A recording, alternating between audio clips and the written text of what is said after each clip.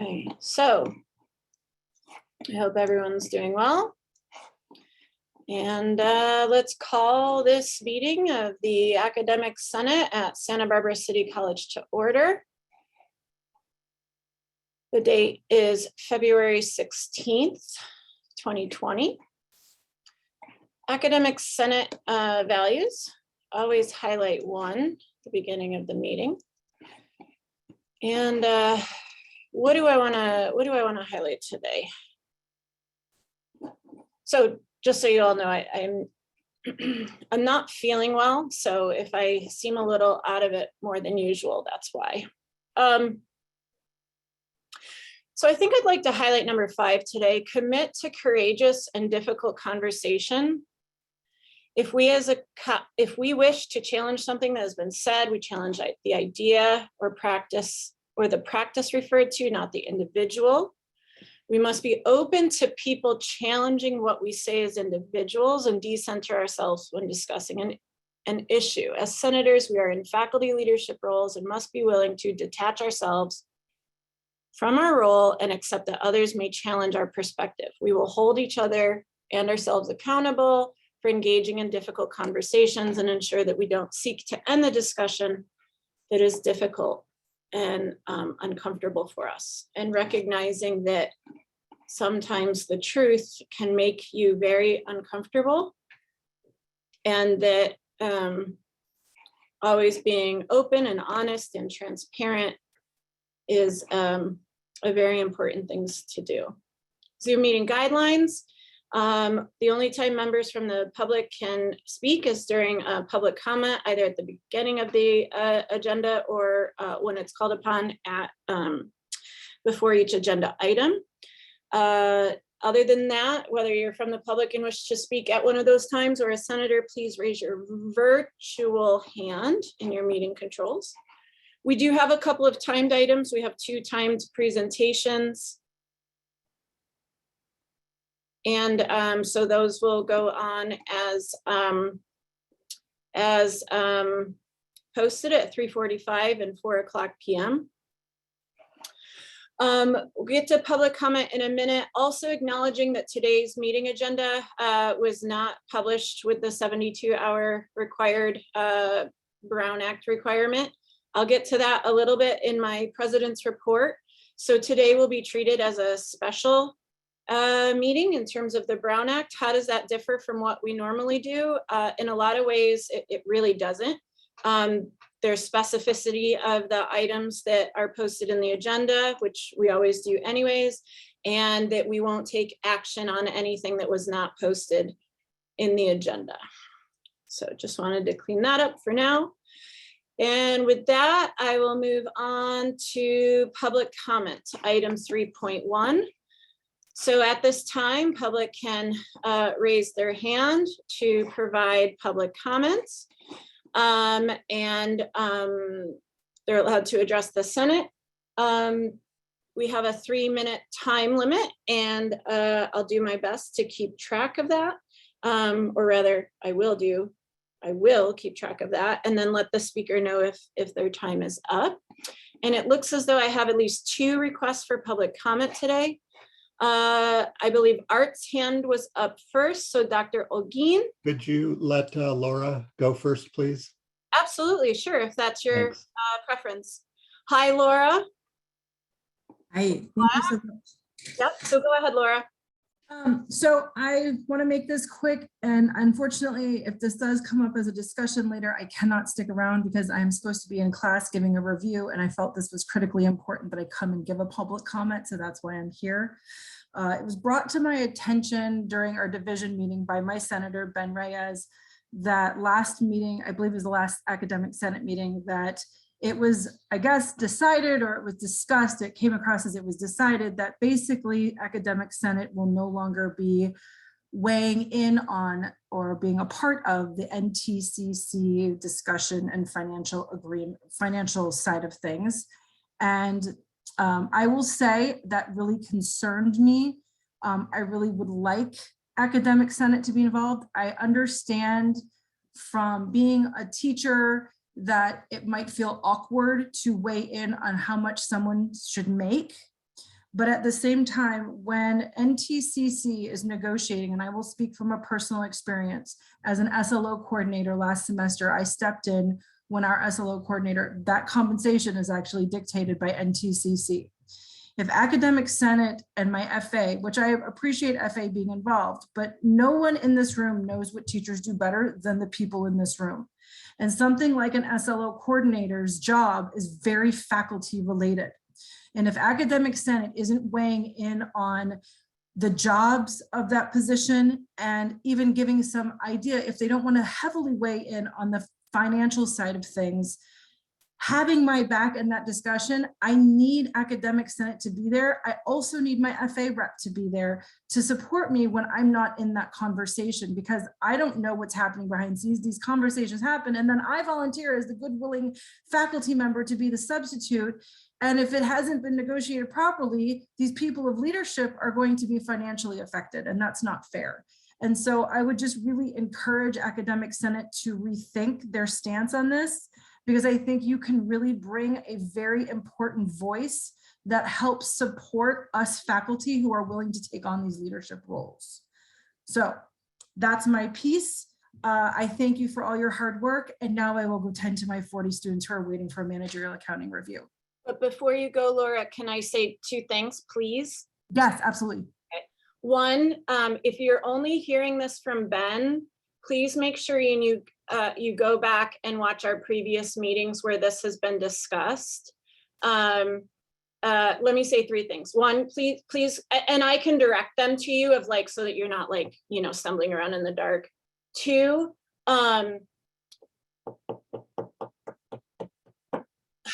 we can talk about the coordinator one, but as a matter of fact, that wasn't one of the ones that NTC has negotiated. So like part of the problem with this covert small thing is that it has some things and not others, and it's really confusing where, when, and why.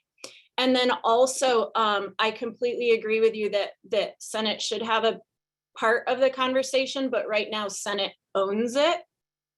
And so therein lies the problem. And all we did last meeting was move to agendize this discussion moving forward. So Cool. I would invite you back, and I would invite you to watch closely to the conversations. And I really do hope that faculty continue to have a large piece of the conversation of determining these. So it's not the intention of pulling us out of the conversation. It's the intention of the Academic Senate is not a negotiating body. And that's what has been happening at NTCC. So please come back for those conversations. And I really, really, really appreciate you sharing that. And we'll like, let's keep talking for sure. Excellent. Thank you. And that's part of why I came, is just to create this conversation so that I know what's going on, because I do step up and do these kinds of things, but you guys do great work, and you have my back when those people can't be there. So thank you. Have a great day. Bye, Laura. Thank you. Bye. And Dr. Olguin.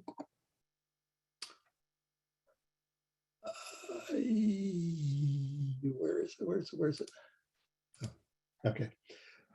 Yes, I have a preliminary question. I want to be able to address an issue on the agenda that is down at 8.2, but I also have something else to say that is not related to that issue. So can I split my Yes, my public comment?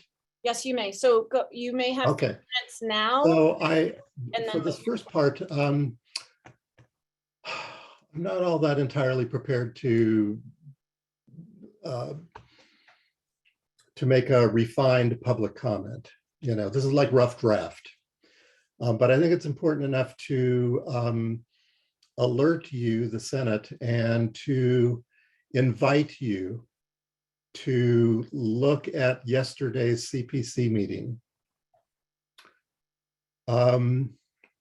Because there was an agenda item there that, and what was more important, I think, was the discussion around the agenda item. And I think that it has a lot of implications for the campus, the college, the campus, perhaps it points to some of the unsettledness that we have had over the last several years. And I think that the various individuals and their group representation, although some of them were clearly representing their groups and others were not. But I think that it has real relevance for faculty leaders, broadly speaking, and also for administrators as well. But the item was about whether or not to adopt membership or to apply for membership at USC. They have an equity training kind of program, costs $25,000. It's training. And I won't get into details about it, but there were several issues that I heard faculty and staff and administrators also talking about in that training. And one of the big concerns, it seemed to me, was that there really is, I mean, there is, this program that you can pay for and subscribe to, and it has some, positive benefits, it looks like. But there was a concern about there not really being deliverables. It seems like that's a theme at this campus, or at least that's what was expressed in yesterday's meeting, that there's a theme on this campus where we engage in something, or we get a consultant, or we have some sort of expert training or advice or something, but it doesn't get integrated and filtered into the operations of the campus. And there's no real, quote, deliverables is what it is that was mentioned. And especially by generic training. And this very clearly seemed to be kind of generic training. And so let's see, my notes. And so it raised up the issue of accountability and accountability in the institution. When there's invisible impact of these kinds of generic training programs that don't really get rooted in. And there's really even the question of whether or not it should be rooted in, and whether or not there are other opportunities that are already existing that may be as effective, better effective. We don't have that kind of evaluation of that. And so that was some of the comments. There was a vague sense of that we have layers of consultants that come in but they don't bring in needed change that the institution really needs. It also seemed that there was discussion about sort of a contradiction in the notion of equality of opportunity for these training programs on the campus. Several people mentioned that it's the same people getting invited or participating or doing this again and again. And there was concern about that. No answers. It was just concern that was quite visible or palpable. And I just got an overall sense that there is still kind of this entrenched undercurrent among faculty and staff that still has reservations about leadership at the college and its directions. And so I won't say any more, but I do think that yesterday's CPC was valuable. And I think it's valuable for the campus leaders to be aware of that and to hear what the conversation was, because I think it has tentacles. I think that the conversation was quite substantive, actually, whereas several previous CPC meetings have been kind of silenced. It's like, but this was, so I recommend that to you. Thank you very much, and I'll see you whenever we get to 8.2. Thank you. And Art, it's very common for me to forget to call for public comment before agenda items. So you just make sure to raise your virtual hand when you're ready, okay? Thank you. Okay, at this time, is there any more people that would like to provide public comment to the Senate?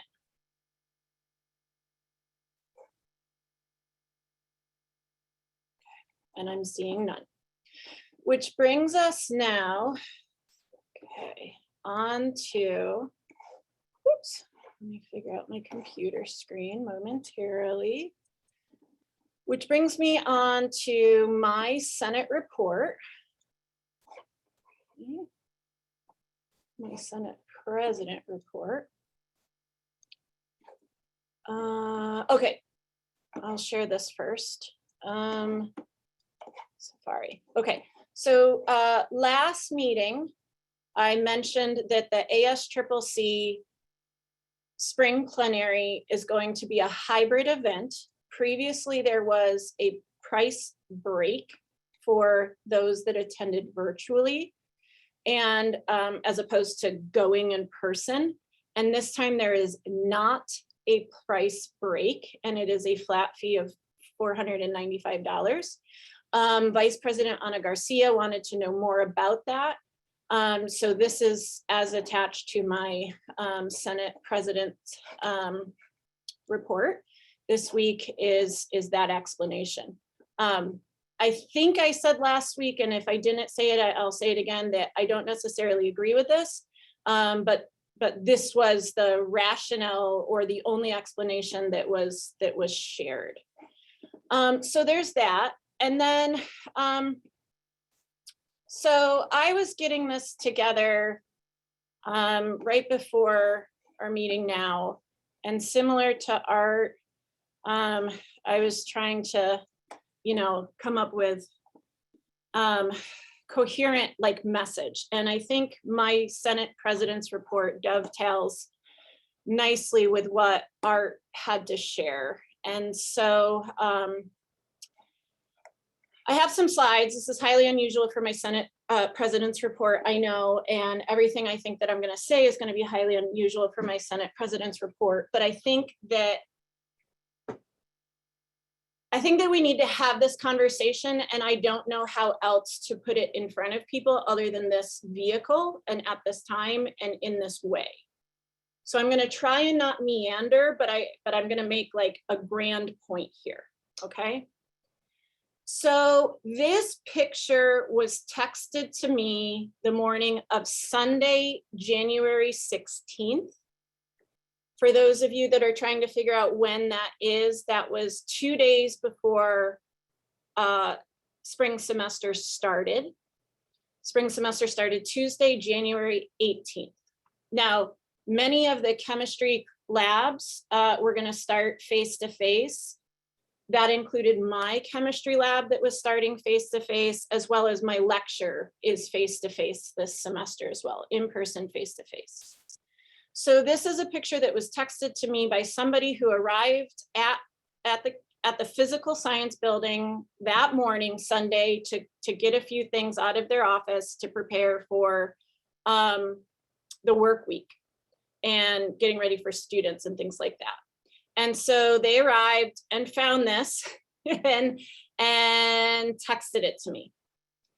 And to me, this picture was a culmination of years of aggravation for me, which brings me to my next slide, which is screenshots of emails. And I'm going to share my slide with the Senate as a PDF, so you all have access to this. Screenshots of emails that my department were sharing way back in April. So if you take a note of the dates of this, and by the way, I emailed my colleagues and asked for permission to quote them, share the emails, et cetera, before the meeting. I haven't done that previously, and I learned my lesson. And so now I'm asking for permission. So just everybody knows I have permission to share and quote them. So Tracy, for those of you that don't know her, Tracy Reynolds, she makes our chemistry department run. She is the lab tech in our department. So she sent this, now this is back in spring, April 5th, 2021. She sends it to us full-timers and basically says, if you've taught in PS 214, that's one of our labs, you know that there's termites, droppings can be found all over. Please make note of what she's saying here. After years of reporting and complaints to FNO's facilities and operations, they're finally taking interest, right? So Eric Bullock, Dr. Eric Bullock, a colleague of mine in the department, says, yes, I've noticed them. I've talked about, the difficulty of this, right? And so on. And I'm sharing this so that it's not me for once, right? Other people are noticing things and are we've tried to elevate this, we've tried to get this taken care of, it's not being taken care of. So I, of course, as usual, have nothing productive to contribute to the conversation. And I say as much, and I say, you know, maybe ask our adjunct faculty in there, but I say in response, it drives me bananas that facilities and operations doesn't take these things seriously. Termites need to be addressed and handled. Seems like a no-brainer. Which brings me to this picture that I shared with you. So we've been complaining about these for years. We're talking about them back in April. Seems like something that you would want to shore up, fix up, address, okay? And so from last April, no termite inspection was followed up with that I'm aware of. And then this beam falls on the Sunday before school. And it was really alarming. And I was very thankful that students weren't on campus. And I felt a little relieved because I don't know how many different times and how many different ways we can ask for very simple things like, hey, there's termites and they're pooping all over our labs and somebody needs to look at this and somebody needs to come in and do a termite inspection and handle the termites. Now, I won't share other screenshots of the emails, but something I shared when something I found out was that back in 2015, one of our adjunct faculty members who has since retired, Tamar Goldflam, perhaps some of you know that name. Like I said, she's retired. She used to teach our Chem 104. She literally slipped on termite poop in the lab of question, PS 214. Slipped, hurt herself. And so since then, we've been trying to get this addressed, and then fast forward to 2 days before school and this falls. Now, the explanation for this beam is not that it's termites, but that this is water damage and that the building is fine and that we're, you know, okay, we're gonna finally look at the termites. Okay, great. So, you know, and I'm not convinced I really, I'll use the word buy that. So here's my sentiment. Now, prior to that, I was having lots of issues in the department.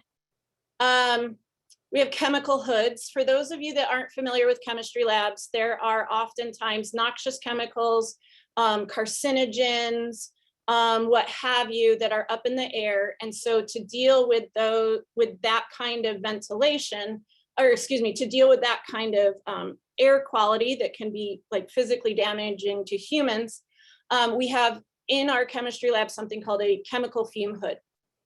They are a piece of safety equipment. It's very common in chemistry labs. You see them all over, whatever. So they're supposed to be tested annually. So after we noticed that the last time they were inspected was 2008, because there's like a safety sticker on them that says like last time it was inspected, and it said like 2008. Or excuse me, 2015, that was the last time. And they're supposed to be, federal law says they have to be inspected annually. We went and got them. This was before times, right? Look at the date of this, March 20th, 2020. This was the before times. This was before COVID. So COVID can't be an excuse here. We noted there, federal law says they must be inspected annually. And they weren't being inspected annually, clearly from this sticker. And so we had them tested, and then all of them failed the inspection. And so I quoted federal and state law, and I said that we can't, you know, that we can't use these. We must do the following. It took me close to 2 years to like literally flow hood, and not just me, Tracy and other people, took years to get the federally required airflow indicators installed, which, by the way, why are they federally required? A law passed in 2008. That's where I was getting that year from. And, you know, nobody knew, nobody put them in. And so here we are having them, you know, inspected. And so I'm trying to raise the issues around this. and get this stuff taken care of. It took up to 2 years to get the federally required airflow indicators installed and the work needed on the hoods. And along these conversations at that same time, we noticed that, we were looking at our chemical hygiene plan because that's something that, again, is federally required. I was looking up OSHA law. I was looking up Cal OSHA. I was looking up our own chemical hygiene plan here at the college, and thinking about who our chemical hygiene officer is, which is a contractor of his first name is Carlos.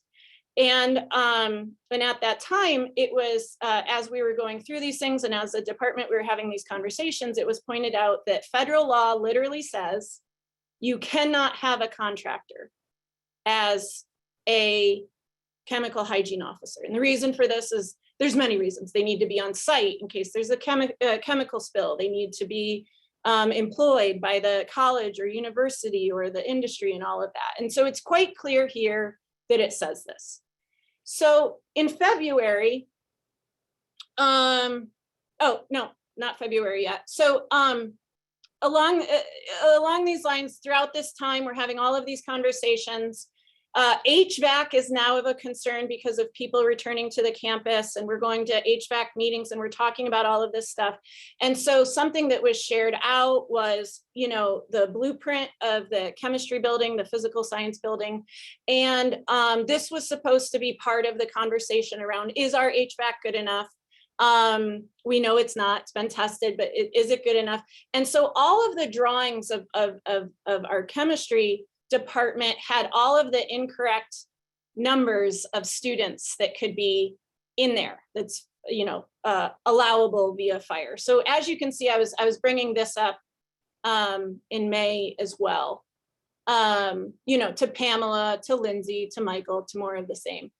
And then somewhere in here, I thought, yes.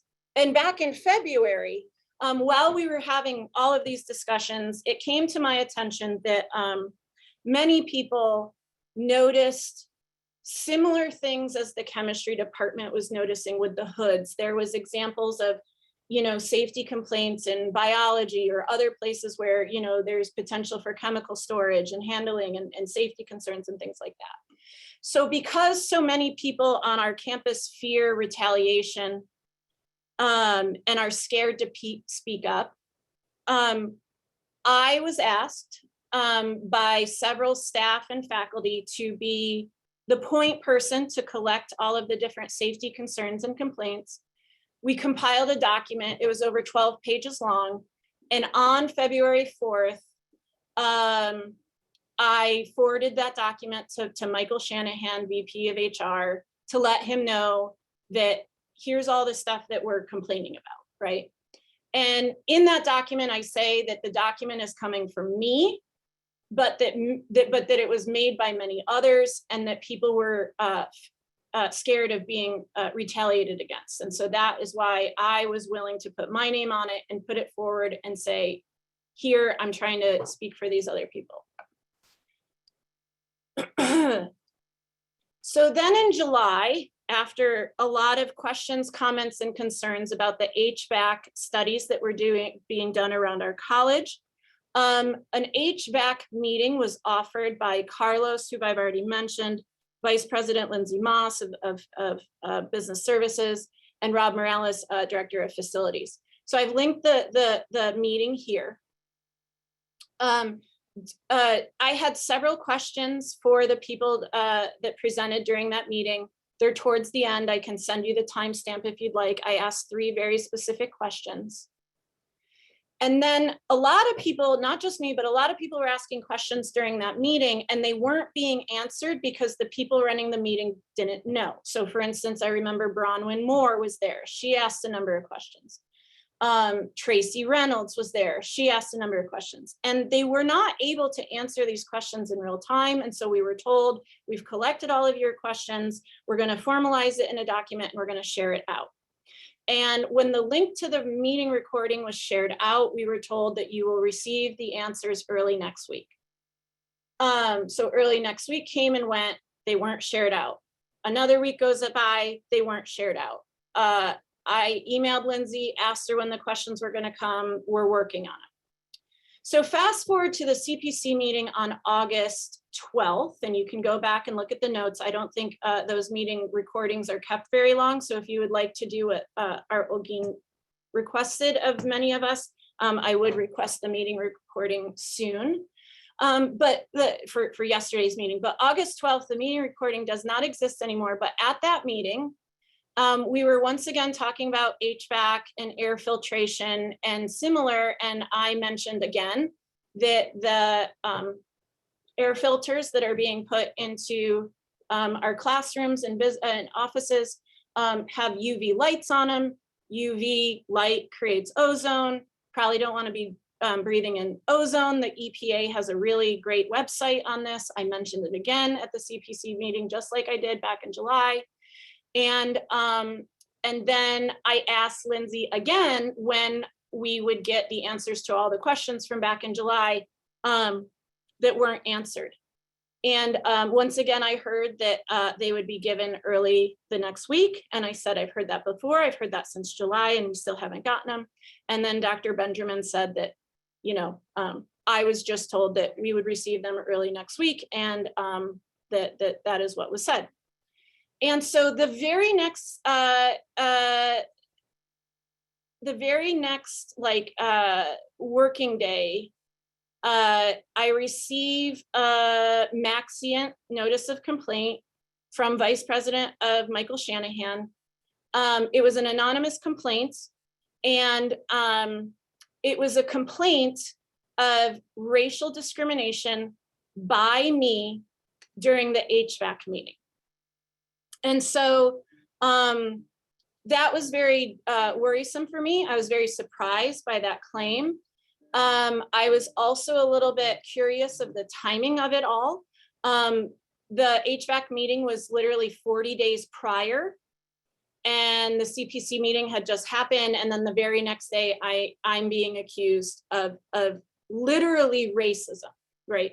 I was told that I made, in the maxient letter that I'm not allowed to share supposedly, although I don't quite understand that, but that I was being accused of racism, and that I made disparaging racial remarks to somebody in the meeting.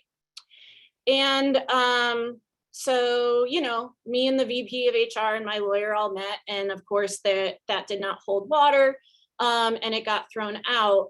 I just found it all very telling that I've been complaining about HVAC and related items for years, quite literally years. And I have all of these emails where I'm quoting federal law and quoting state law and, you know, quoting our own procedures and policies and chemical hygiene plan, and sharing this document because others were afraid of retaliation. And lo and behold, now I'm paying tens of thousands of dollars to sit with my lawyer and the VP of HR so that I can explain how me questioning the pronunciation of a HEPA filter instead of a HEPA filter, whether or not I was being racist when I asked that question. So all of this is given here for you to look over, to think about, but I'm not quite done. So remember, I started this talk with the beam falling, okay? And I mentioned like the HVAC stuff. I mentioned the fire questions about like the numbers, and like we're still going around. We still haven't shored that up. We met with an architect. They didn't have the right answers for us. So it's just going around and around and around. Which brings me to last Friday morning when a Senate representative was at BRAC. Now the previous BRAC meeting, for those of you that aren't familiar with BRAC, BRAC is Budget Resource Allocation Committee. We have 3 faculty members, staff. Cornelia sits on it as a guest, as a representative from the union, and so on. So the previous BRAC meeting back in January, there was a request to have Pershing Park field graded, laser leveling, The request was in the amount of $80,000. I was trying to get the meeting minutes before this meeting. I'll have them for you later. I couldn't get them together, but at that meeting, BRAC voted and said, no, we're not going to approve this request for funding at this time. We want those from PE, Kathy O'Connor, and the baseball coach to come back and explain why this is needed.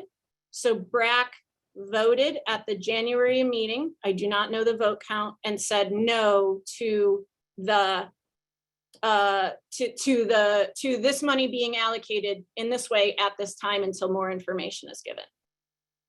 So fast forward to this month's meeting, they meet once a month.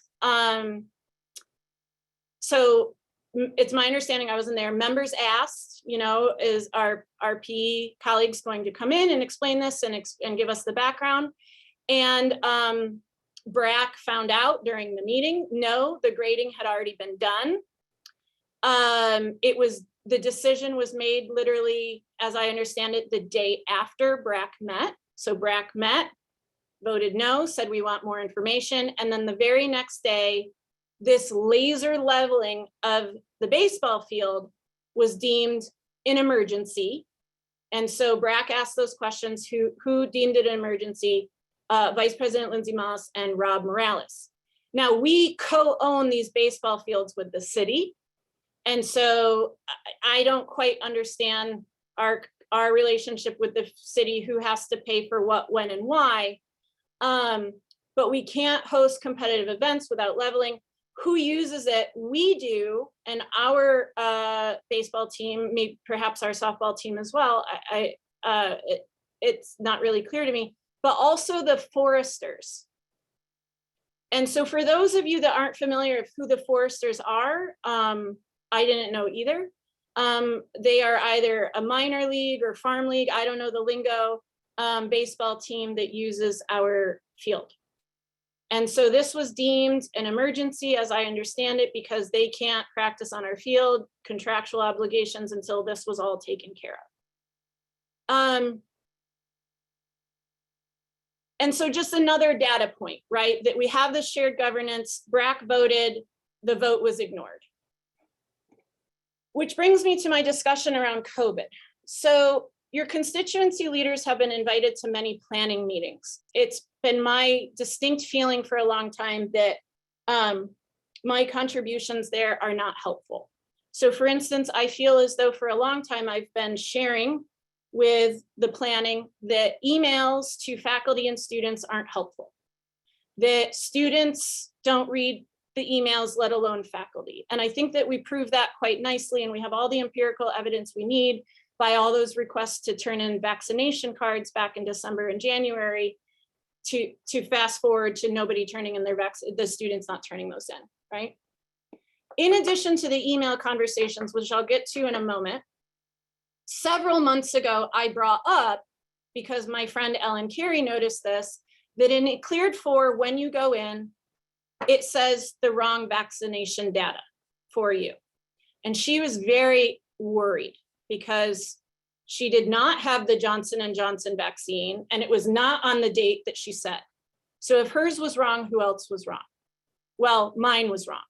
And then another friend checked and theirs were wrong. So I brought it up then to both IT and the COVID response team that, hey, the data in Cleared 4 is wrong. To which I was told they are separate systems.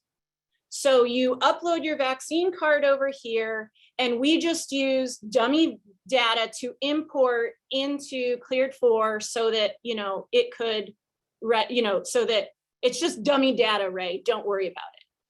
And I said, you know, and at that time, and I can share, again, I can share you my emails. I said, you know, I get that it's proxy data or dummy data. Now, my first question is, if it's just dummy data, why put in J and J?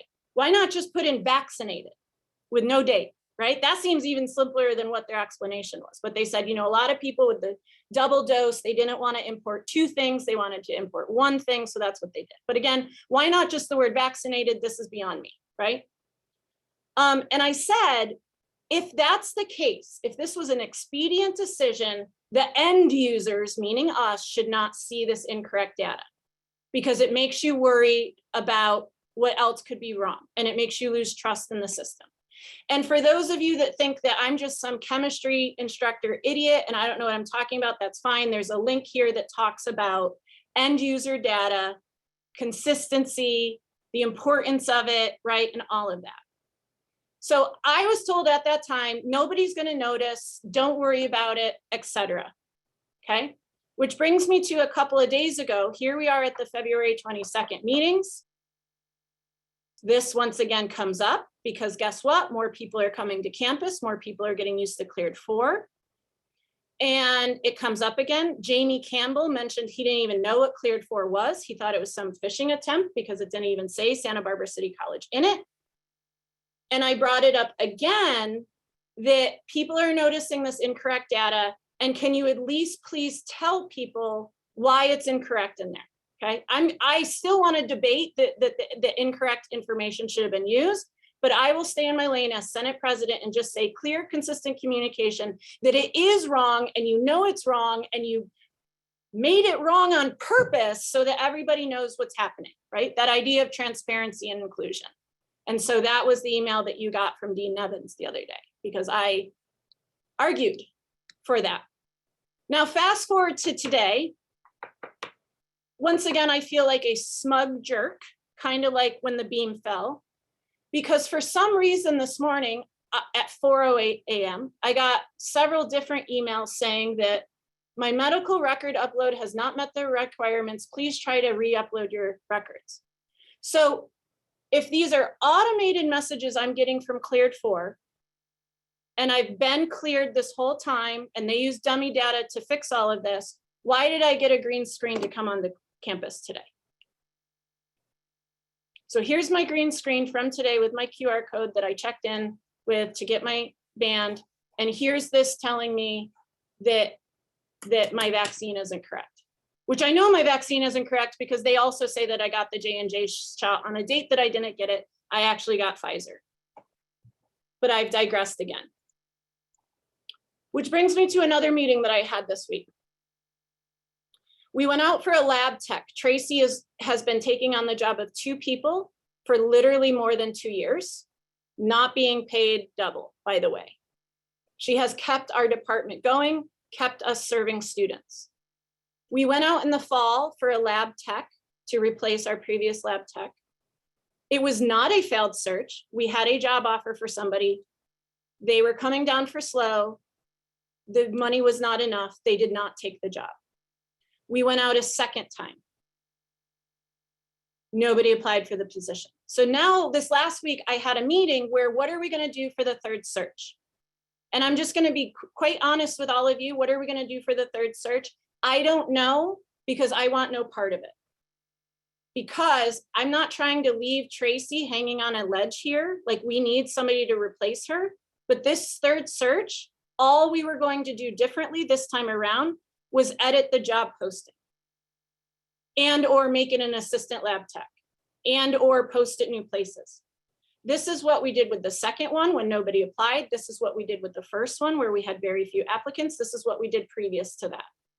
I can't sit on another committee when all that changes is editing a few words. So going back to that concept of being performative versus not, right?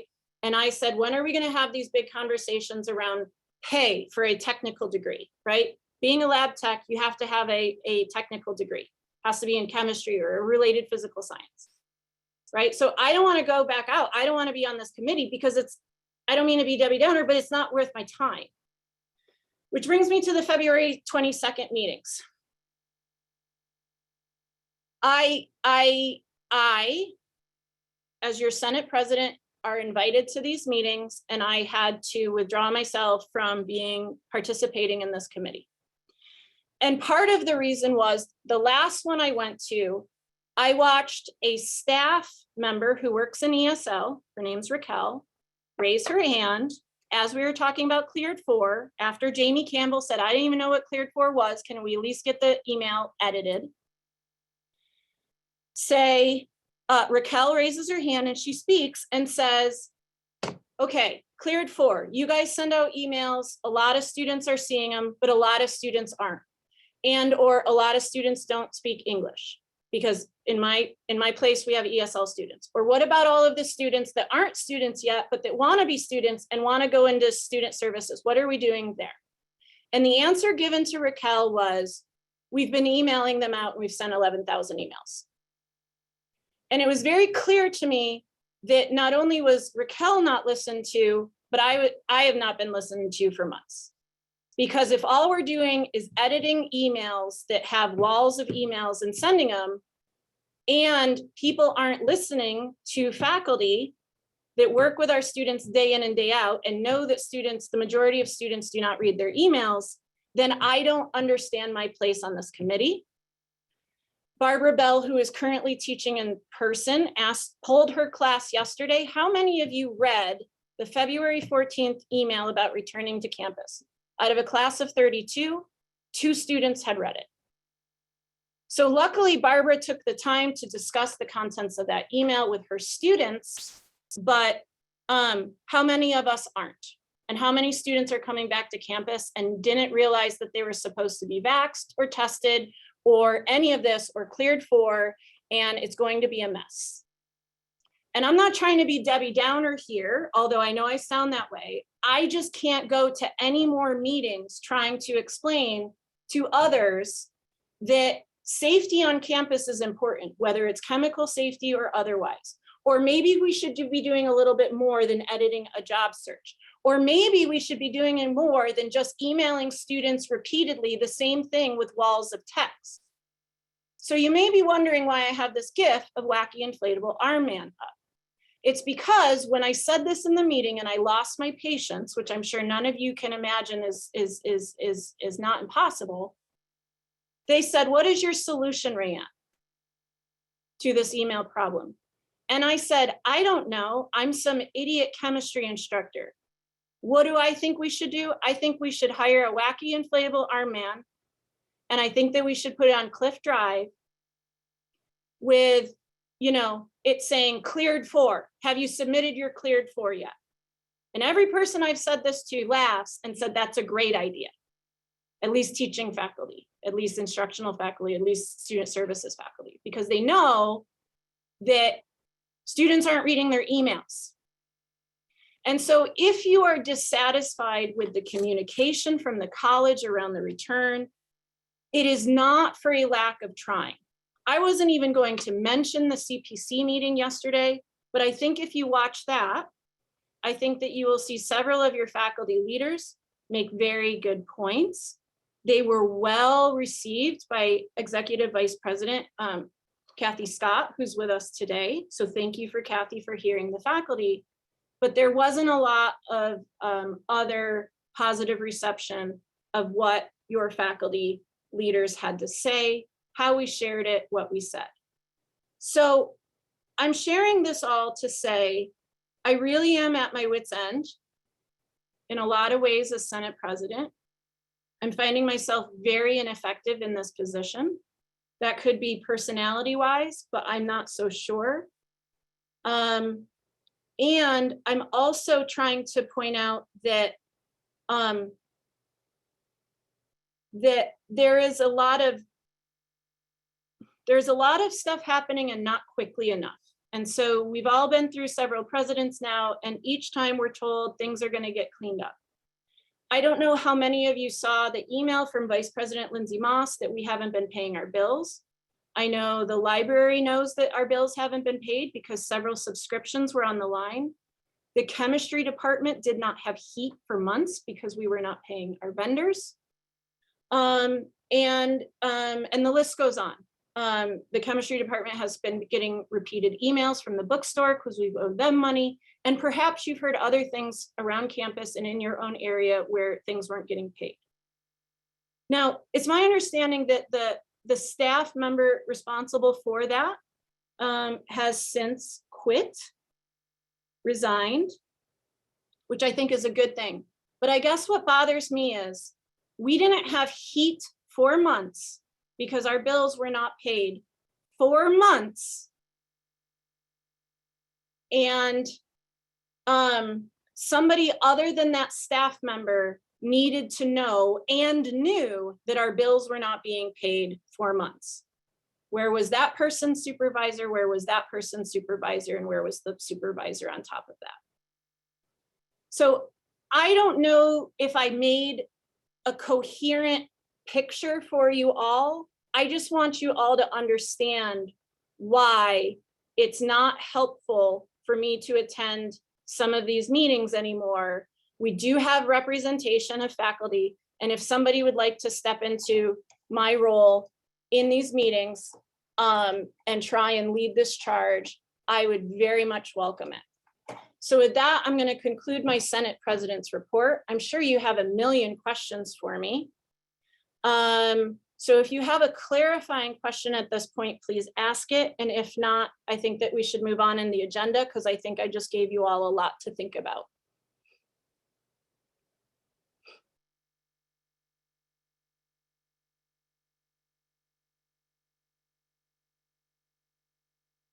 Ellen.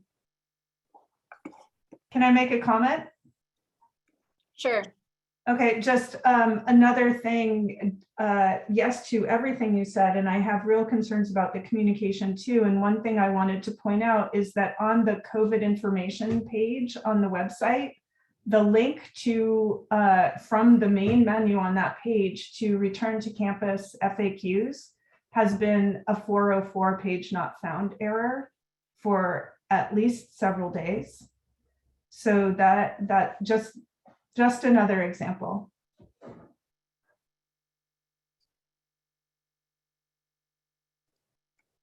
Thank you, Ellen.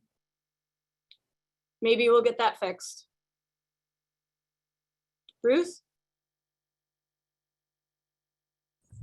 Sorry, I wasn't here for all of that, but I'm not sure if you mentioned the current condition of the budget, but I hope you did. And I just wanted to point out that if this is what's happening with things that are attention brought to them, imagine what's happening with the budget, right? I'm not saying there's anything like any sort of corruption or anything like that, no, but lack of adequate oversight, in my opinion, maybe meeting the requirements of the state and the board, but we need to be more careful with this budget. We need more eyes on it. We need to make some difficult decisions. I'll say this again, I've said it plenty of times about the budget, but also the need for faculty and staff to be paying attention to meetings going on at CPC, what's going on at CPC and what's going on at the Board of Trustees as well. In particular, their subcommittee, which is, I believe, called the Finance and Audit Committee. So folks, we need to be paying attention. The forces are out there, especially because of what's happening with COVID and the market conditions with colleges. We need to be paying attention if we have any chance of riding this ship and leading it, right? Actually grabbing the reins and taking charge.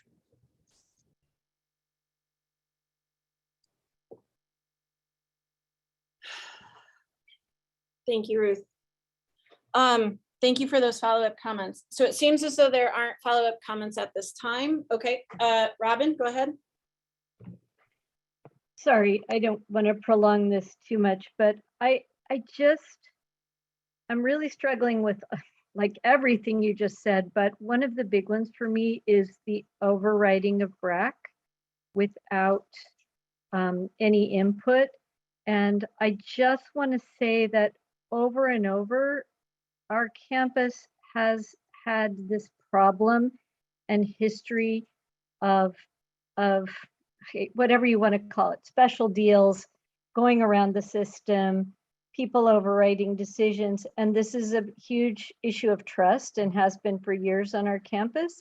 And so for individuals to hear BRAC say, we need more information, we're not approving this, and right afterwards, go ahead and approve it anyway and not inform BRAC until BRAC asks at the next meeting is so problematic to me, regardless of what the expense was, regardless of whether or not there were good reasons for spending the money.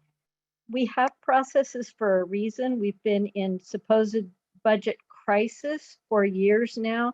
And for that kind of behind the scenes dealing to go on is just so indicative of why we have the trust issues that we have on campus and why we have the problems that we do. So I just felt like I wanted to call out that particular example. There are several other examples. Well, every example you gave is very indicative of a problem, but that one in particular really stuck out to me. So thank you for saying that, Robin. And I want to make sure that I sew the narrative together for folks, because maybe it's not clear why I'm mentioning the beam in January and the emergency payment of laser leveling for the field. Similar to the turf at the stadium of last year, approved by the Board of Trustees, the justification for the emergency laser leveling of the baseball field was that without the leveling, it's unsafe. So it is unsafe for people to play on non-laser leveled fields, but literal chemical hoods in the chemistry department aren't passing federal and state mandated flow tests, or people are slipping on termites for years, and a beam falls, and that isn't an emergency.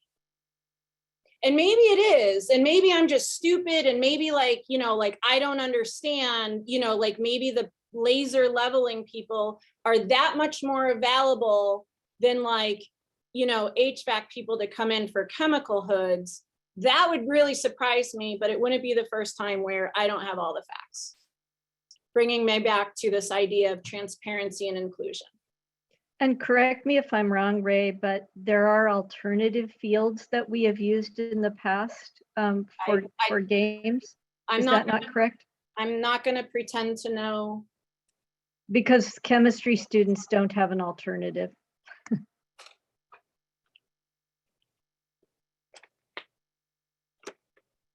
I'm not going to pretend to know. I don't know, Robin. You know, that might be the only one that's available. Anna? I just wanted to say thank you for bringing some of this stuff up and for speaking on behalf of folks that are less safe to do so. Because I think that's one of the pieces of representation here in this space. And particularly as a part-timer for me, this is a concern I always think about, trying to be vocal about the things that part-time faculty are sharing and are experiencing, and feeling like even in this position, I don't feel safe to share all the time because I don't know what that's going to look like. So I just wanted to preface that by saying that. And I also wanted to say that I hope what you are sharing doesn't, and I don't mean this in an offensive way, but a lot of times I feel like your style of communication doesn't jive with a lot of people. And so I guess I'm bringing this up because I want to make sure that folks are paying attention to the content of the message and not to the messenger or the way that it was delivered. I personally don't have a problem with it, but I just want to make sure the point is the message that was delivered, and that there's a lot of stuff that I was not aware of that has just been brought to light, that I'm sure is true for many others. And that definitely raises some significant concerns about the way that we are operating as a college behind the scenes. So I guess that's where I'm gonna end for now. Thank you for saying that, Anna. Yeah, it's true. My particular flavor of the way I speak and how I speak and when I speak and when I do it, it is a constant limitation of mine. It's not often well received for a lot of reasons. I will say that, thank you for saying that. And it always seems like I have an axe to grind, and people may see how passionate and angry I am in meetings, not realizing that I may have been emailing about something for literal years and begging people and quoting federal law and saying, look at this and do this. And what are we doing about it? So folks aren't seeing all of the polite, collegial, hey, can you think about this? Right? I come to a meeting and I get angry and I get upset because I've been dealing with it for years. So it's, thank you, because it is really frustrating. And then I lose credibility when it just feels like there's a lot of managing up with really reasonable things like, hey, why don't you explain cleared 4 months ago? No, we don't need to, right? So I'm tired of explaining to other people how this could go or how this should go. That's not my lane. I'm an idiot chemistry professor. Let me talk about chemicals. Let me stay over in my chemistry lab, right? So that I'm very, I'm really feeling it now that I've been 2 years in this position and I keep being told that with new leadership, we're gonna clean this up. And we're not getting there. We're not getting there fast enough. So Margarita and then Robin, and then we really do need to move on. Okay, well, I just want to say thank you for sharing all these. I thought it was the only one with problems with the clear forward. And I want to say that when you finished talking, I was going to stand up and applaud. Of course, you're going to have trouble with the way you talk. You're a woman and you're fighting, working for justice. Yes, they're going to try to sit you down and make you quiet. But we need you. We need you because all these things that are happening, and then you told us that we don't know, we need to know, and you have all our support. You're not alone, we're all behind you, and we want you there, and we want you to speak for us. Nobody knows everything. We are all learning, and we are right behind you. And we need to, City College used to be, or is, or, in some places, these wonderful, nice people that you go, I sent last week, someone to the library, Ellen, and she was like marveled about all these wonderful people. She came back with the computer, with a hotspot. They helped her to do the computer, etc. Incredible. I sent someone else, somewhere else, and it was just incredible. So we are good people. We do wonderful things. But then there is some people who want to hold into power and want to keep things close-minded. And that's where you're fighting with, and we're all fighting to that. Let's be nice to each other. Thank you so much for speaking up. I appreciate that. Thank you, Margarita. Robin, and then we should move on. I agree 100%, Margarita, that it's so important that that Ray voiced things from the position that she has. I just want to say that on our campus, another thing that has been around for a long time is people saying, hey, however you can get things done for the area that you represent, it's important to do that, and the system is broken and everything else. And I just want to remind people who might be thinking, well, good for them. They got that lasering done. The system wasn't working for them and they went around it. How many problems Rayanne just pointed out, and they're like the tip of the iceberg, that there are very few people, the vast majority of people do not have access to that kind of power on this campus. And so there is huge inequity in letting any area go around the system that is set up and the shared governance input arena that we have set up in order to get something that they need, just because they see it as an emergency. We have so many emergencies, and allowing any area to circumvent the process in order to get something done, regardless of how critical they may think it is just completely inappropriate and produces more of the same inequity. There are work groups that CPC supposedly has been organizing for months around communication. And so hopefully we'll get someplace new. When I brought up this idea that students don't read their email at February 22nd, Vice President Moss was trying to put it on her to-do list for after February 22nd because she was trying to triage in the meeting and that wasn't the emergency. And that's where I really lost my patience, which is if we're coming back on February 22nd, communication to students is the emergency. And how are we doing that? And that's why I said wacky inflatable arm man. Because on Cliff Drive, you know, so anyways, yeah, we're gonna belabor the point. We got work to do. We need to move on. But there are lots of things happening behind the scenes and it is incredibly demoralizing and frustrating. And it's very hard to, I'm just being real, it's very hard to think about my role as Senate President for 2 more years.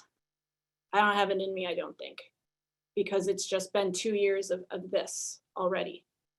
So I need to think about that more, but it wears on you. Okay, which brings me to my Senate liaison reports. Liaisons, oral reports, anything to highlight from your written report?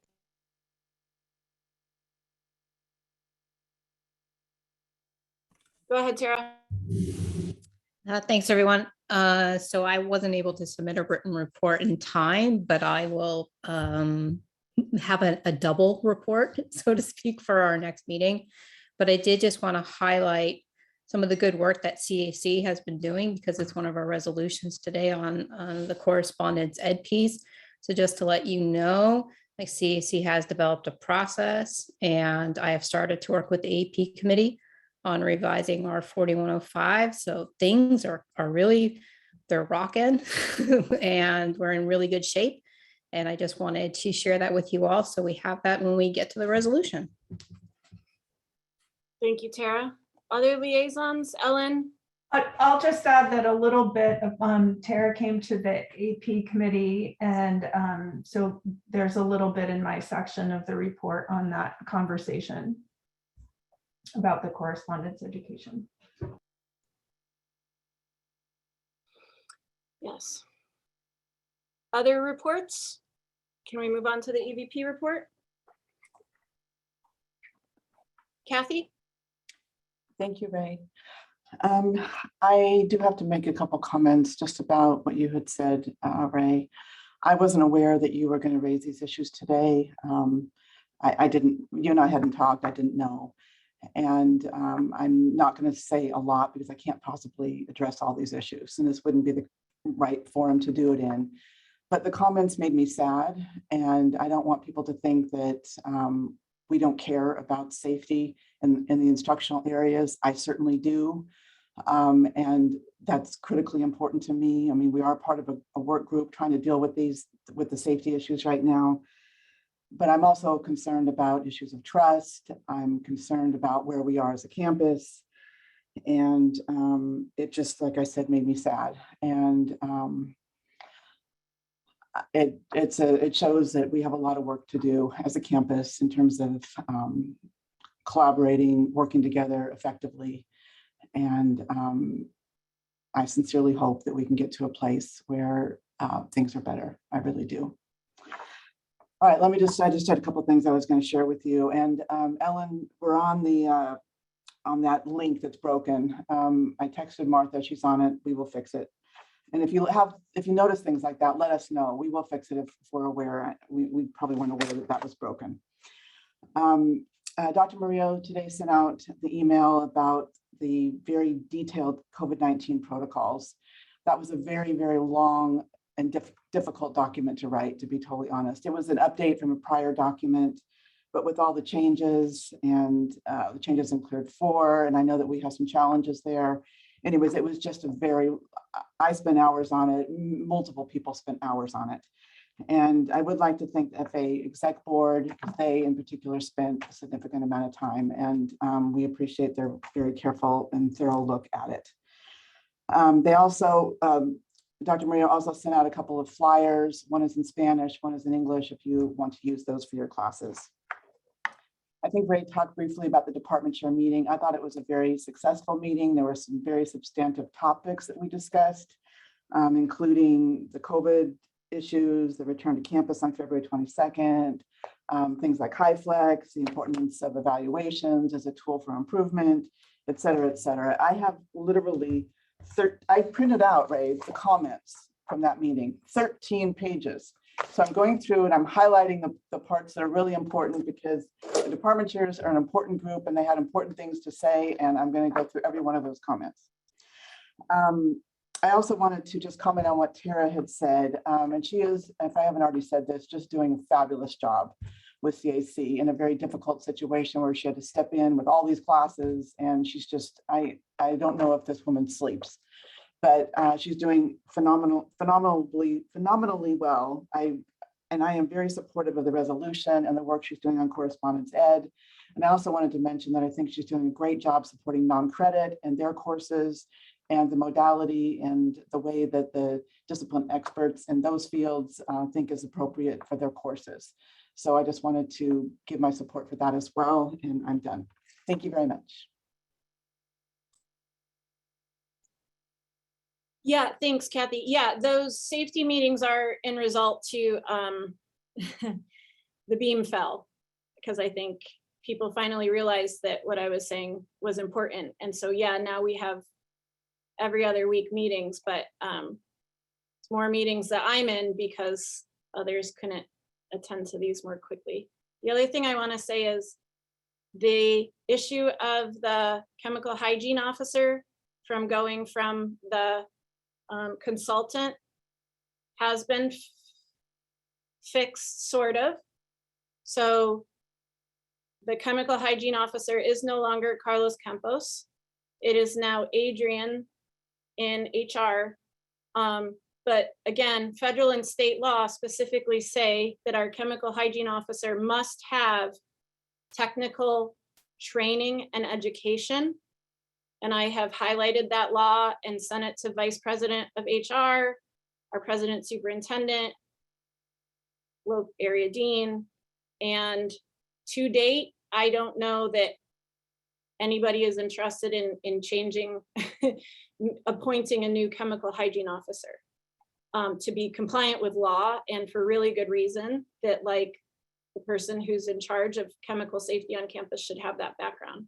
So I'm really glad that you're interested in safety in our labs and student safety especially. We should shore that up very quickly as well, so that we have somebody that is has like a degree in chemistry in that role. Okay, so right, which brings us to our presentation. Librarian Corey Bott and our OERI liaison to the State Academic Senate is here to discuss OERI updates from the State Academic Senate. Take it away, Corey. Thank you, Rayanne. I'm going to share my screen. So I'm going to be quick. I just wanted to take the opportunity to share some of the accomplishments that the ASCCC OER initiative has done this past year. And it makes it a little easier for me to kind of reiterate for all of you some of the ways that I can help you bring in OER into your classrooms. And if you don't know, OER are open educational resources. So those are free resources such as textbooks or homework options that are licensed in a way that make them free for you to reuse. You can remix them, you can add to them, you can make them applicable to your courses, and then they're free to your students. So the report itself is attached to the agenda. It is 59 pages. I don't expect anyone to read all of that. But I just wanted to highlight 3 things. And under the executive summary, they go over some accomplishments to date. And I wanted to let you know that there's been a development of 65 new OER, and those are in a lot of general ed courses. So they're very applicable to our campus. There is a website where you can get access to those OER resources, as well as others that have been reviewed and brought in as possibilities for courses.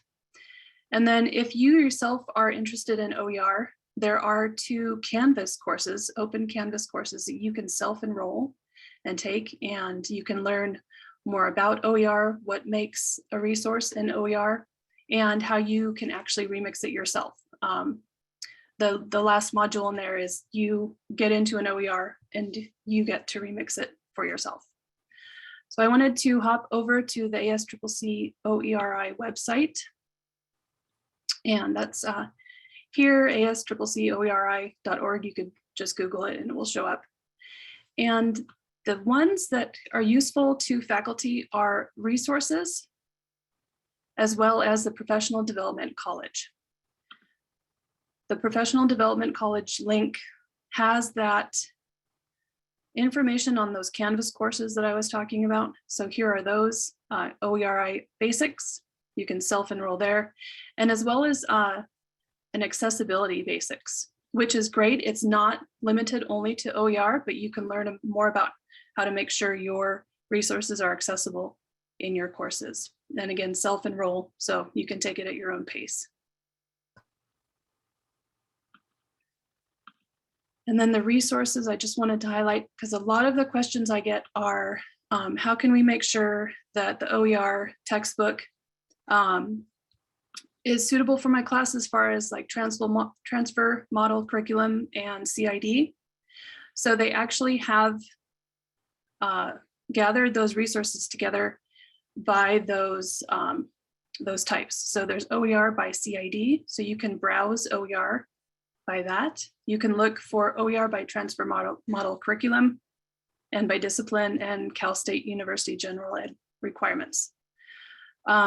These will go to different sites. For example, the OER by CID is through Cool for Ed. And you simply can choose, okay, I'm in accounting and I'm interested in accounting 110, has 8 materials.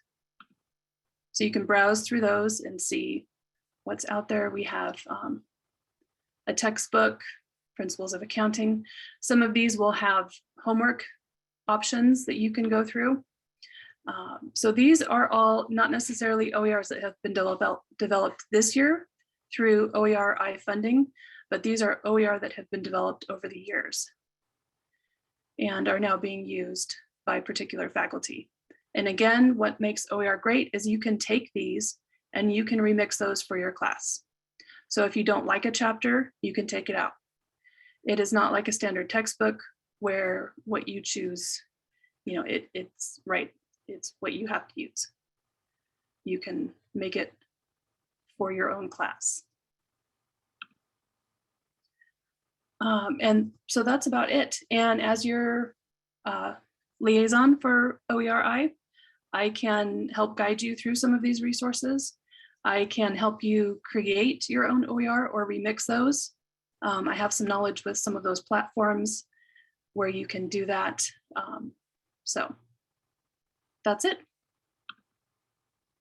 Thank you. Thank you, Corey. Questions, comments, or concerns?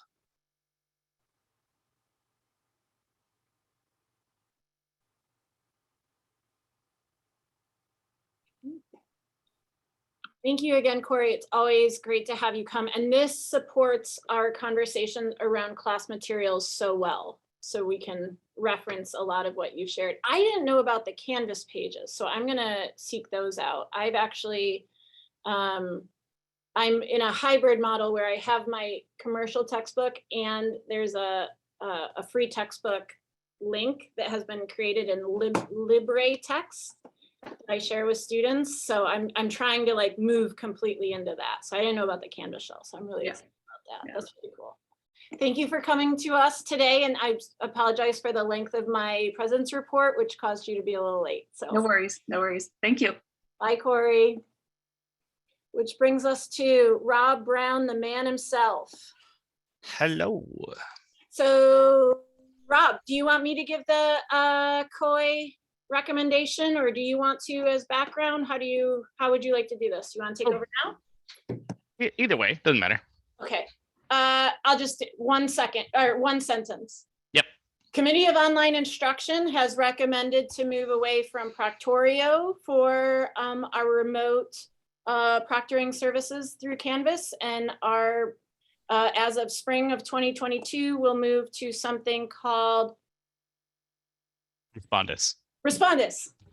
And so Rob's gonna give us a couple slides on that. So Rob, take it away, please. Yep. Do I have sharing? Yep. I am on it, Rob. Give me 1 second. Okie dokie. While she sets me up on that, I will just start talking anyway. Respondus basically does very similar stuff to Proctorio. The main thing that we are trying to solve by switching is, I'm getting my screen share here going too. Okay, you all see that? Is the actual support side. Support has been a nightmare for Proctorio for a long time, and it's getting worse. Proctorio limits students to only use Chrome on a desktop or laptop, causes a lot of calls to the help desk, causes a lot of confusion when faculty open up in other browsers, all kinds of things. I won't bore you with the details. Fabulously, Respondus has been around for a long time. It's actually cheaper. Their pricing model is a lot more clear. So we shouldn't see price fluctuations. The original quote we got from Proctorio was like 80,000. They dropped us down to like 35,000. So they're kind of all over the place. They feel like they make up a price. Respondus is really straightforward with those kinds of things. Most people who have been using Proctorio have already seen us present on Respondus, but I want to encourage departments or faculty who are using it then have questions to reach out to myself or to the FRC. As far as the switchover for spring, obviously the folks in IT want this to happen, so the support kind of drops down. And so the FRC is committed to helping anyone the last week of the semester, the first week of summer, who's teaching using Proctorio in the summer. We will help you switch over any of that material to Respondus. It's not that big of a deal to change over. So we only have a weekend to change over. The other thing to note is if you're teaching this semester using Proctorio, and I'll send out emails about this, we really have to have those exams done by that Friday. It's not one of those things where we can keep letting faculty keep going and going and going. We just don't have the time. There's no break between the semesters. So that's basically the thing. And there's some details in here. This is all included. So it's really just if there's any other questions, I can answer those now. And of course, if you have more questions, just feel free to email me.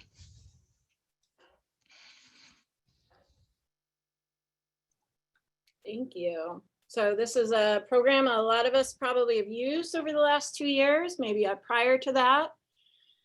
So comments, questions, or concern on this highly used integrated app? Ruth? One thing before Ruth jumps in there too, from the student's perspective, right now they would install a plugin for Chrome. This installs on a separate little application on their desktop. So the way that they use it would basically be the same. This also expands in that they can use it with any browser, Mac, PC, whatever. And it also expands to iPads, but not iPhones. So we're being a little bit more inclusive as much as we can to allow this to have students use other devices. Ruth. Hi, Rob, did you mention what the new pricing structure is going to be like? So right now, our quote from Proctorio is it's always depending on FDES and which way the wind's blowing, between 35 and 40,000 a year. The first year with Respondus will be 10,000. And then succeeding years from that will be around 25,000. So on average, 10,000 less. This price savings is not a driver in this. It's really the support issues, which just happens to be a lot less money too. Okay, that's good to hear that it's not a driver because as someone that is familiar with the budget and the burden on faculty, and maybe not as familiar with the burden on in your department, I don't think that price differential is enough. I am concerned that this is only coming to Senate now. As someone who uses Proctorio and speaks with a lot of people who use it because I use it in a large lecture class, so people always come to me saying, you know, how do I do this? How do I do that? Or what's your experience, whatever it may be. I'm concerned that it didn't show up here first before that decision was made. I know that we've known for a year that we only have the Proctorio account for the year because I'm actually the one who got it funded. So I think it's really late in the game to be coming here and telling faculty, hey, in addition to all of these changes that are happening, guess what? Overnight, literally, we're changing everything on you. And to say so, and I don't think this is as much, well, maybe, I don't know exactly where this is coming from. But to say that faculty who are using Proctorio have already learned about Respondus and have sat through those webinars or classes, whatever it may be, I don't think that's a correct statement at all. I think if anything, people know Proctorio, they know what to expect. And as they're transitioning, that this is going to be a significant burden, which quite honest, I do not think this was done correctly, nor I think it's worth the burden on the faculty. I think we should have waited an additional year so that it came to Senate and you got feedback from it, and very likely would have been, yeah, great, okay, let's transition. I just don't think that's the way that it's been done was the right way to go. So Rob, this is my response, not yours. Sound good? Okay. Rob's like, I'm just the FRC director, man. Here to help. Right. So that's why I said I don't know where it's coming from. Yeah. So Ruth, okay. So, yeah. So, and I'm jumping in on this, and Ruth, you know this because of conversations at steering that I've been having for a number of years. I am very frustrated, and we were working with Pamela Ralston before she left, and I'm not going to speak for Kathy, but I think she's like-minded with me on this one at least, and she can say yes or no on that one. Our committee structure is very confusing. There seems to be overlap. It is absolutely wild for me to have committee of online instruction be an operational committee that reports to the EVP when literally pedagogy, curriculum, all of that is Senate. Now I know there's a history why, okay? But we have Committee of Online Instruction over here, okay? We have ITC, Instructional Technology Committee, and we have DTC, District Technology Committee. We have 3 tech committees, right? And there's overlap, there's interfacing, there's this committee reports here. So part of this recommendation and decision came from Committee of Online Instruction. Is that the appropriate committee with the appropriate charge? I would say no. Kathy Scott and I, I don't want to out Kathy's feelings, but like we've talked about, like, do we change the name and like change the chart? Like, how do we do this? And what I'm finding a lot of the time, and I'm just going to say this now, I've said this in other spaces, regardless of whether a committee works and is productive and sticks to their charge and is able to like work within that and then respond back and recommend out and in and all of those things. To me, none of this is working very well. And yet at SBCC, we've had pretty much the same committee structure for 20 years, and we seem firmly rooted in it. I feel like every time that there's a suggestion to tweak a committee or change a committee, or maybe, you know, talk about why COI is under the EVP and maybe they should be over here, I feel as though there's a lot of resistance to that. And it's really frustrating because it feels as though we have all of these committees all over, and yet all of this stuff needs to come to Senate, right? And we need to be involved in these conversations, but we have so much to do and we can't delegate out because there's not a place to put it. I've had this on my to-do list for literally 2 years. 2 years ago, we rushed through approving our distance education plan. We rushed through it. We approved it at the time that we all went remote for COVID. And immediately, because so many of us were thinking about distance education in that emergent time, we said, wow, there's already stuff in this plan. We haven't even approved it. It hasn't even gone anywhere and it's already outdated. And as a Senate, we said, we're going to approve this now, but we're going to bring this back. Has not been a priority for 2 years. And I've had no place to delegate this to. Can't go to ITC because their focus is on technology equipment. Can't go to COI because they're working on Canvas stuff and this other stuff, and they're not a policy creation committee. Can't go over, right? So it's like, where does this go? Where can this work go? Okay, I guess it's just not going to get done. So I'm with you, Ruth. Why did this recommendation come this way like this? It's because we have a committee structure that it doesn't work for us because, and why doesn't it work for us? Because it's 2022 and we haven't changed it in over 20 years, practically 15, 20 years. So like, can we do that? I don't know. I mean, I'm pretty salty today, so I'm just gonna say, I couldn't even get typos fixed in the Senate Constitution. I couldn't get that passed. So, I mean, this goes back to my main point of my academic Senate presidency report, which is, you know, clearly there is a lot of my leadership lacking here because I can't get folks on board to change these subcommittee and the committee structure. We just keep going through.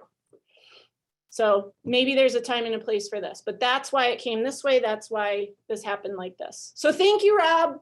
She's not yelling at you for being the messenger, but that's us. Ruth, go So ahead. quickly, that's right, Rob. That was not at you. That was just me being frustrated with that and everything else. Yeah, absolutely. But I would also want to say that I agree with what you're saying, Ray, about the structure of committees. But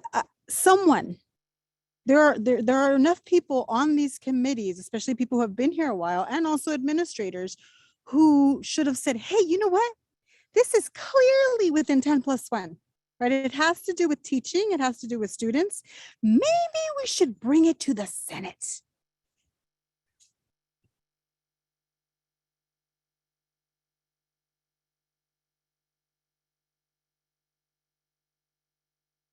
And to be clear, no contracts have been signed with Respondus at this point. Oh, that I did not know. Okay. This is not a done deal. We're begging to change this process. Begging. Departments, nursing, HIT, many departments are begging to leave Proctorio. They ask me every day for the past 2 years, when are we leaving Proctorio? When are we leaving Proctorio? IT is like, can we please leave Proctorio? So, Okay, we will help you, Ruth. We will help individuals do this. I will help you. Like, come to me, and if you need me to push something forward, whatever it may be. But I do think we need a little better planning. And again, not against you. But yeah, so I'm all for it as well. But especially if that contract isn't signed, to be quite honest, then I suggest that we wait another year. And it's unfortunate, but only sign for a year and then start transitioning. Or have the discussion with folks and about the transition. If that's what I'm taking back to COI, I will also be sending angry departments towards Senate. You're welcome. Do it. I mean, yeah, that's what I'm here for. You got a parking ticket? You gotta grieve, Rob? No, my office is next to security. I already know where to get those taken care of. Elizabeth. Yeah, so someone in my department was concerned that it doesn't record the students. I don't know how to use Proctorio, first of all, so I don't know what she's talking about really. But she said Proctorio records their screen, I guess, and Respondus doesn't, so they could like be chatting or something. Has that been talked about? I can get into, I mean, I don't know how much time you want to spend about talking about details here, but that is one of the key differences between Proctorio and Respondus. So Respondus's main tool is a tool called Lockdown Browser. So what it does is it locks down everything. So it launches a separate little program. So it prevents students from accessing anything else on their computer. So what they do, or what Respondus does differently, is they only record the student's face through the camera, not the monitor. And the idea is that you're recording two different streams at the same time for bandwidth, right? So it works better on devices. It's less taxing on the students' devices, and they're already securing down the whole browser. So their concept is that you don't have to record the actual screen of the mouse movements. Proctorio, since it works inside of Chrome, it's not as good as locking other things down on the computer. Chrome can't control everything else on the machine. So it records both things at the same time. So that's just a technical difference of how the two work. So one of the very few differences. Last comment, Ray, I promise. So I, now knowing this, because I did not know Respondus, I thought it was an equivalent substitute. I completely object to this going forward until there is further discussion here at Academic Senate, and we inform our divisions and our faculty, because this is now getting into an issue potentially of academic integrity conversations and changes to how faculty have to deal with the issuance of exams online, and potentially even impacting the online courses that we're able to offer. So I am with Elizabeth, or whoever in the math department brought this up, that is a problem. So right now, I will publicly say that I am absolutely against the rush of implementing this and signing that contract and moving this forward.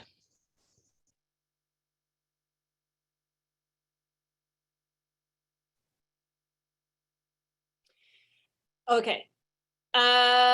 Can I get a temperature of the Senate?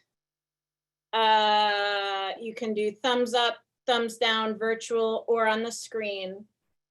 Do we want to agendize a Proctorio continuation versus Respondus discussion for a formal recommendation and ask of the Senate? So thumbs up for yes, so that Senate steering has something to work with. Thumbs down for no. So I got Ruth as a thumbs up, 3 thumbs up, 4, 5, 8, 9. Wow, lots of thumbs up. No thumbs down, 10. Okay. Okay. All right. So I saw 11, I think, at the peak, their time, so they go down. Okay, Rob, please, no, not Rob, Jenny, please report back to Coy that faculty are gonna faculty. And we need to mull this one over a little bit more. So we shall do that. And Rob, you're rad. Thanks for coming. Corey's rad too. Thanks, you both. And I apologize to you too, because my president's report caused your thing to be late too. All right, Rob, thanks for coming. All right, so now we are on item 8.1.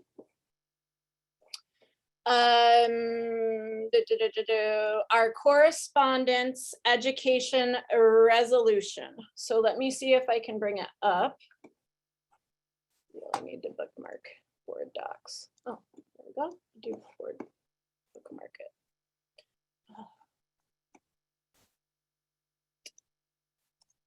Log in out to your public site. Okay, 8.1 correspondence ed. I hope, as Tara mentioned, that, you know, we've looked at this resolution previously. This is our second review of it. I hope you put it in front of your faculty, got feedback, got thoughts.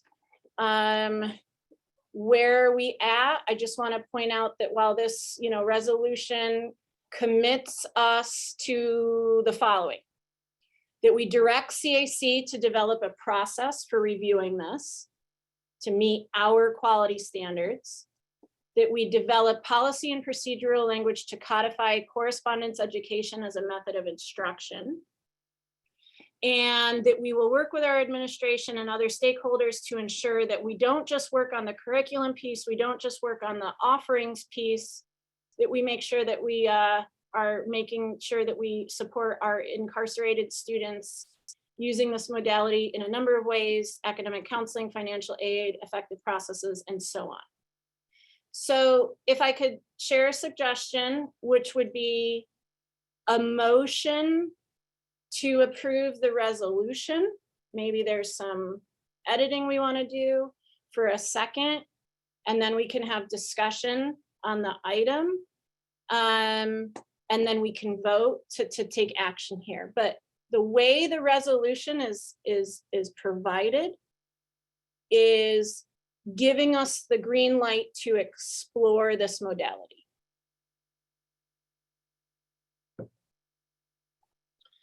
Trisha. All right, so if we have edits or suggestions, we need to put a motion first and then do the edits, or just I'll do the edits now?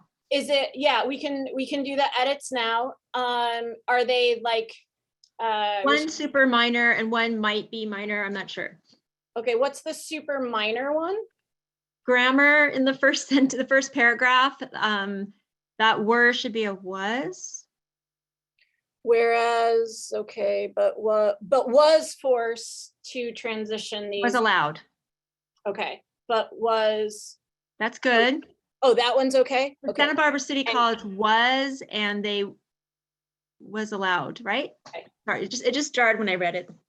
Okay, so yeah, this were is this as if we're a human, right? Is that what you're Well, getting? it's like if we're plural. Santa Barbara City College was allowed, right? Yeah. All righty. And then the other one? The other one, I'm not sure if we want to, and maybe, Kathy can weigh in on this too, is that, do we want to just say correspondence, or do we want to emphasize it's jail correspondence courses? Like, So- do you want to make a distinction so people aren't thinking that these are going to be correspondence courses that would be offered to non-incarcerated? I mean, I know it's in there, but do we want to be more explicit about that? Yeah, so this is something Tara and I actually discussed, and we were I said keep it. Here's why I said keep it general. And I'm open, I can be swayed either way of this. Tara said to me, do we want to make sure that it's calling out incarcerated students? So that people don't feel like this support of this modality is a slippery slope that we turn into a correspondence school. And everybody and their mother is going to be offering correspondence courses, including Rayanne, and she's going to be shipping chemicals to somebody, right? So I think that that's like the fear of like, if we're not very narrow within a student population, that it could be a slippery slope for everybody. And I said so here's why I said, let's not necessarily do that. And again, I'm open to you all saying, no, that doesn't make sense, or no, we want it in there. So one is, I think being incarcerated or not is binary, meaning you're either housed in a jail or prison, or you are not. And from friends that have been in prison and jail, when they transitioned out, their living arrangements were not confirmed for a long time. I had one friend that went into a rehab facility, another friend that went into like a transition house, halfway house for like formerly incarcerated people to figure out where he was going to go, and similar. And so I could imagine that if you got out of jail or prison in the middle of your program or in the middle of your correspondence course, and you are now technically not an incarcerated student, that to the letter of our policy, procedures, processes, all of this, somebody's going to say, well, this person's not incarcerated. And so, right. And then that conversation takes place. But what if they are in, what if they are in the Lompoc state facility, gets transferred to another facility in the state, let's say San Quentin, and then they are released there, and then they're not coming back up this way. Like, do we want to continue the corresponding course? I would say yes, we do. So I just, as somebody who deals in the world of procedure and policy for this campus a lot, it's always this sentence means this, and therefore we're not going to do that. So, Tara and I were throwing around, well, could we say like incarcerated students and those transitioning? Well, who's to say what's transitioning? Is transitioning a year? Is it 2? Like, that's not a formal definition. So I wanted to leave it open so that, thinking about students that we're serving in this way, there's room for flexibility so that nobody feels like it's this binary cutoff of now they're no longer incarcerated, so now they have to come here and take classes. So thinking about that, and then the other thing around this is, like I said, the letter of the law, our processes, our internal processes, this is a modality that is going to be classes that we already offer that have a DE addenda. So these are going to, that's part of creating the procedure and policy. They're going to go through our CAC process. And again, when I try and propose Chem 101 as a distance education course, right, and CAC within their procedure and policies and discussions around that curriculum approving will say this class is not appropriate for this because this is the population that are served in this modality. Does that make sense? And again, I don't know that that's going to convince you or the next person. That's just what I was thinking, that we want to leave it broader rather than this narrow only for these students. Yeah, so I remember at CAC, I did ask, are we going to define what that means? Someone started a program while they were in jail, incarcerated, jail or prison, then they would be able to finish it, even if they got out early. I mean, that would just be, make sense, I think, but maybe we want to define it. But I think it was more along the lines of people misunderstanding later on, like just saying, oh, we do, and like you said, we do correspondence classes.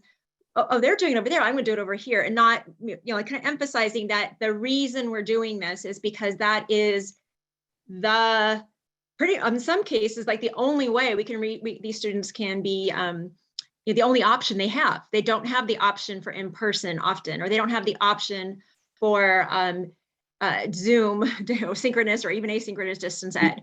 So, it was sort of highlighting that this isn't, there's a really strong student-centered reason why we are offering these classes. So that was, kind of what I remember from, our discussions from CAC.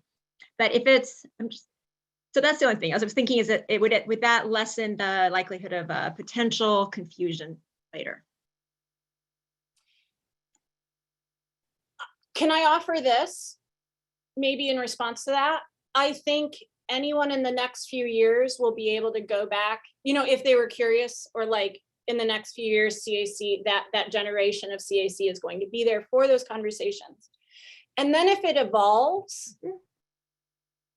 and there is a chemistry instructor someday that does, you know what I mean? I think that there's enough documentation. That's one point of this resolution, is to establish what this is for.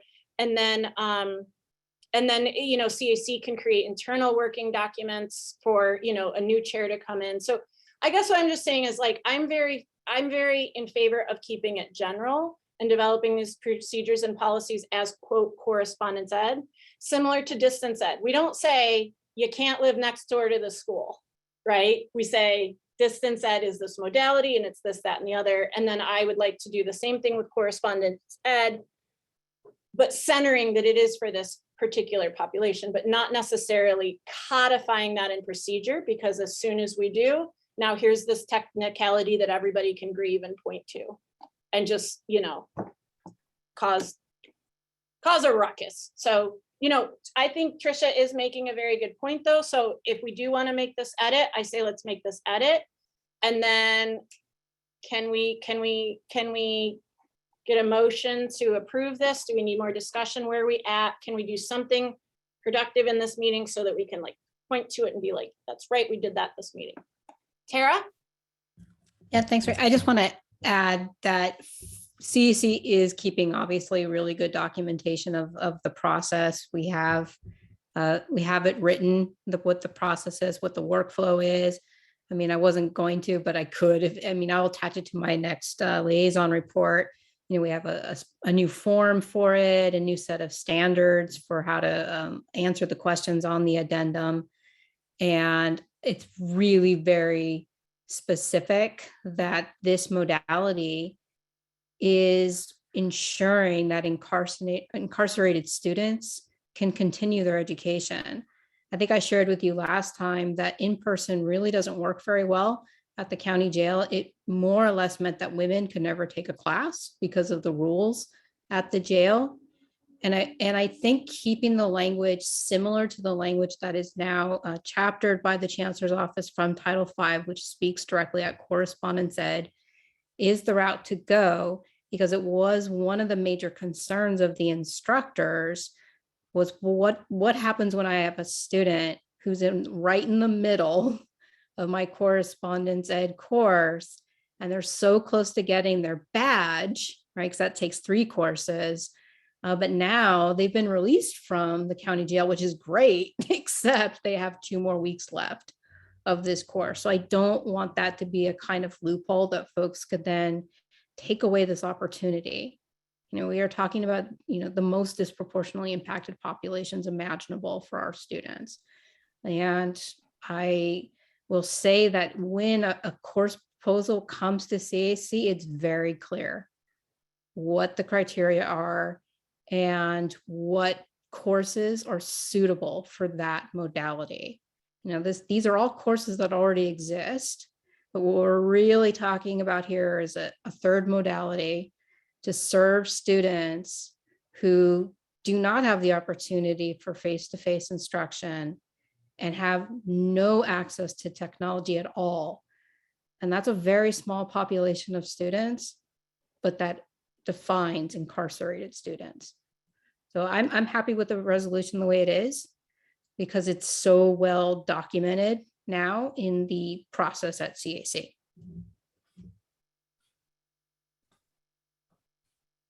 Robbie? I was wondering some of the things that Trisha brought up too, and the answers that you and Tara just gave sound absolutely reasonable to me. So I move to approve the document. I'll second that. Cool. So a motion to approve the resolution of correspondence courses has been made by Senator Fisher, seconded by Senator Hamilton. Is there any more discussion at this time? Oh, and by the way, prior to the motion, I moved the were to a was. So when Robbie said the document, that's fixed. Sound good? Approve with the edits made today. All right, cool. Right on. So we got a motion, second. We're happy with the edits. Any more discussion? In the last minute of our meeting, let's do a roll call vote to get the vote on the record. Benjamin Reyes. Yes. Counselor Jen. Yes. Ellen. Yes. Jenny. Yes. Joy. Happily, yes. Oh, thanks, Joy. Dee Dee. Yes. Elizabeth. Yes. Thanks, Elizabeth. Kathy. Yes. Robin. Yes. Jess. Yes. Robbie. Yes. Ruth. Yes. Tara. Yes. Russell. Yes. Trisha. Yes. And Anna. Yes. Resolution, motion to approve the resolution passes unanimously. We just did a huge thing, may not feel like it. This is a win for so many people. And I think on that note, we all need to go home and get some rest and get some space and hug our kids and our loved ones and have a really good night. Bye, everyone. Adios. I